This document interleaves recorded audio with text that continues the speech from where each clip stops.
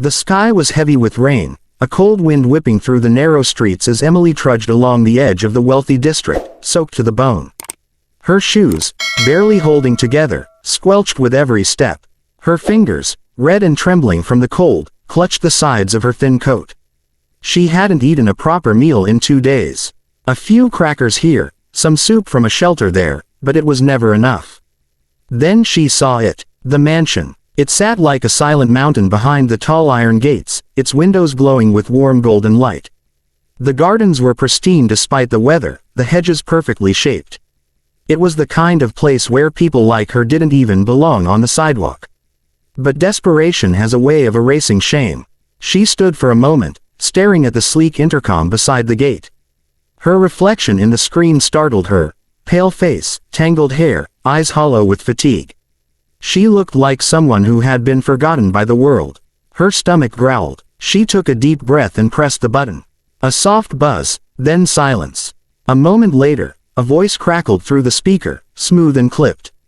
"Who is it?" Emily's throat tightened. She hadn't spoken to anyone all day. Her voice came out small and shaky. I'm sorry to bother you. I'm not here to beg. I just need some food. I can clean, please. I'll work for it, just a plate of food." There was a pause, static, then, click, the gate buzzed open.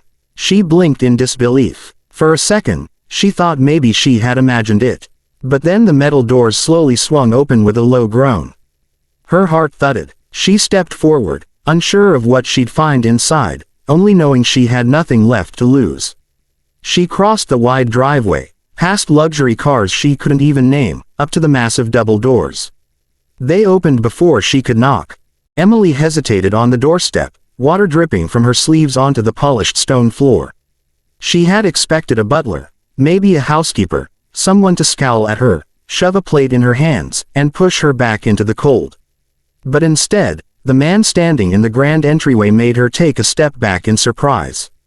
He was tall, dressed in a dark tailored suit that fit him like armor.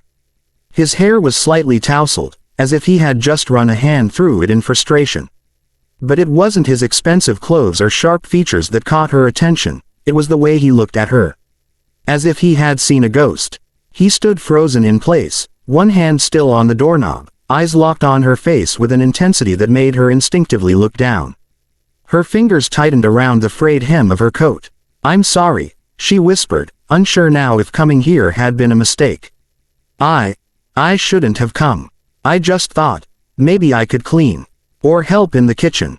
Anything. I'm not here to steal or cause trouble. I'm just hungry." The man didn't speak at first. His eyes didn't move, his lips parted, but no sound came out. Then, finally, he stepped forward, slowly, cautiously, like someone approaching a wild animal that might vanish.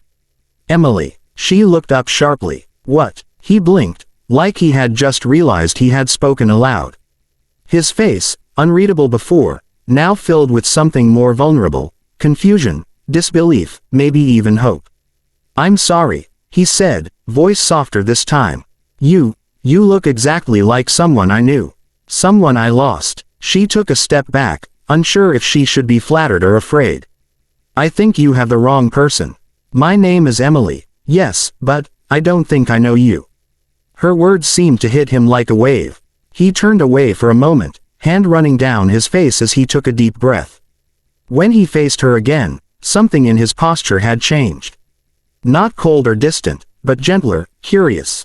"Come in," he said quietly. "You're soaking wet. You need a towel, and something to eat. Then, maybe we can talk." Emily hesitated, then nodded, stepping inside. The warmth of the mansion wrapped around her instantly, and yet, something in that man's eyes made her shiver more than the storm outside. The dining room looked like something out of a movie. Tall ceilings with chandeliers, heavy velvet curtains, a polished table that could seat 20.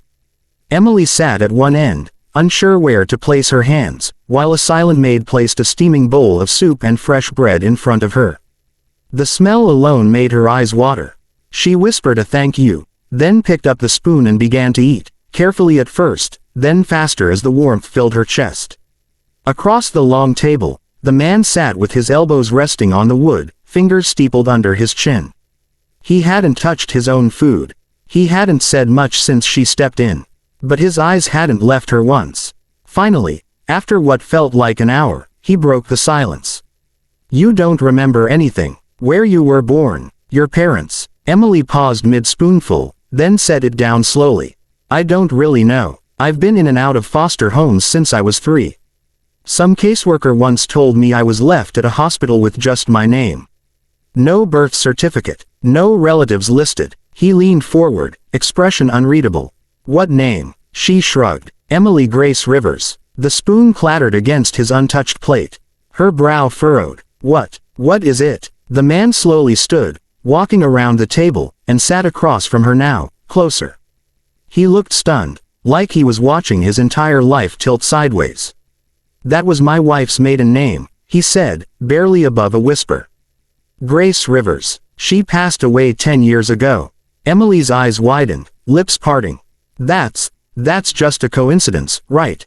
But he was already shaking his head. "She was pregnant before we reunited. I only found out months later. She told me she had made a mistake, that she gave the baby up for adoption because she thought I'd never come back. And when I did, she swore she'd find the child again. She was about to start searching when the accident." He didn't finish. His voice cracked and he looked away. Emily felt her heart pounding. "Are you saying, I think you're her?" he said softly. "I think you're the daughter she gave up." Everything in the room seemed to blur.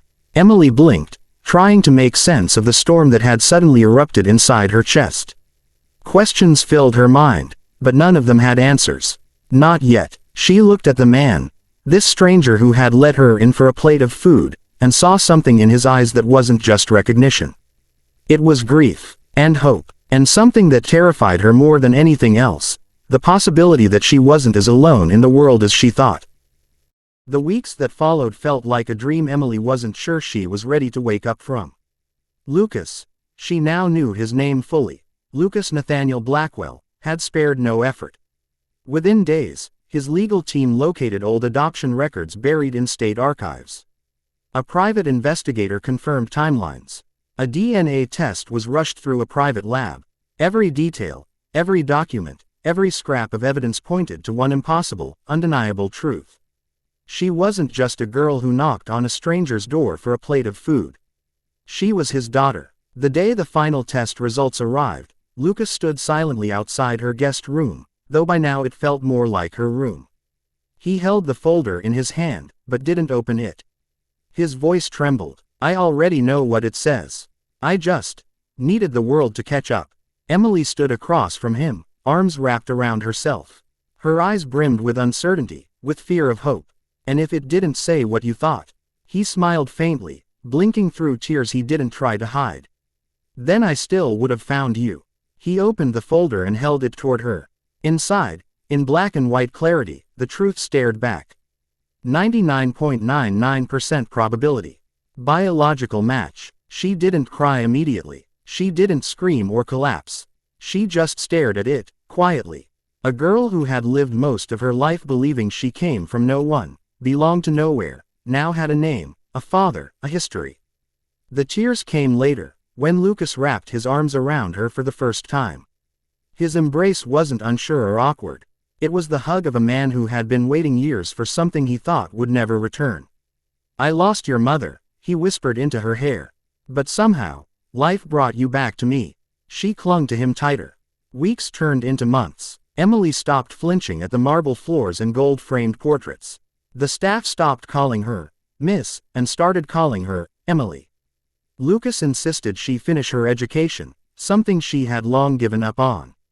Tutors were hired, a new wardrobe hung in her closet, and every day, at breakfast, they sat side by side, not as a billionaire and a stranger, but as father and daughter, slowly learning each other. One morning, as they sat by the garden under a soft spring sun, Emily reached for her tea and smiled. "I came here just looking for food," she said softly. Lucas looked at her and smiled back. "And I was starving for something else entirely."